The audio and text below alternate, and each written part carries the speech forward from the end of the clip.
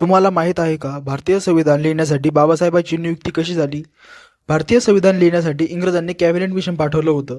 या कॅबिनेट मिशनच्या म्हणण्यानुसार भारताचे 3 भाग होईल: वायव्य भारत, ईशान्य भारत आणि मध्य भारत.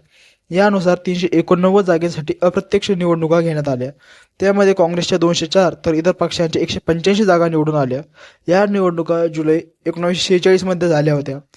डॉक्टर बाबासाहेब आंबेडकर बांगलादेश प्रांतामध्ये उभा राहिले होते, पण काही कारणास्तव ते निवडून आले नाही. बांगलादेशमध्ये जेसोर आणि खुलना नावाचे मतदारसंघ होते.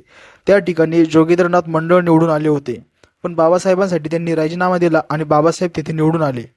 1947 मध्ये जेव्हा भारत आणि पाकिस्तान वेगळे झाले, तेव्हा 389 पैकी 299 जागा भारताकडे आल्या. त्या जागा अशा प्रकारे होता.